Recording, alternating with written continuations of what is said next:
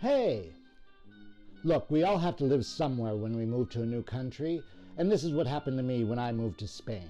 My first flat was an exchange with an American friend. I stayed in his in Barcelona, and he used mine in New York City. When he returned to Barcelona, I had to move out because his flat was too small for two. I then shared a flat with two Spanish girls, Paki and Begonia. That was fine until Paki decided she wanted a female flatmate, so I looked for a new place to live. Señora Antonia had placed an ad in the local shopping paper. I called, and she invited me to her house for an interview on the spot. She showed me a flat right above hers. The price was excellent. We sealed the deal over a cup of coffee and some cookies. Señora Antonia was present when I moved my stuff into the flat. She indicated that everything I had, which was more than she expected me to have, had to be situated in my room. She gave me instructions as to how to store my shoes, obliging me to clean them on the spot and push newspapers into the toes. She came into the flat each morning without knocking, with her own key, at about 9.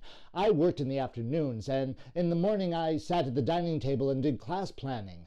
She would look disapprovingly at the papers spread out, and then putter about, dusting or puffing pillows. When I came home in the evening, I would find the work I had left on the dining table earlier had been gathered up and piled onto the small table in my room. I finally confronted Señora Antonia about just waltzing into the flat with her own key every morning and moving my stuff about.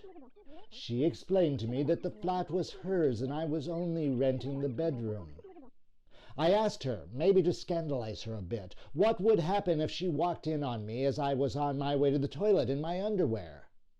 Of course, her answer was, "You must wear pajamas. It's your obligation." That's just skimming the surface of what seemed to be an abusive landlady.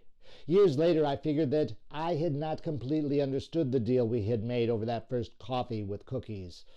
The rent wasn't so good. I was indeed renting a small bedroom in a tiny flat with a non-functional kitchen, no heat, and no shower.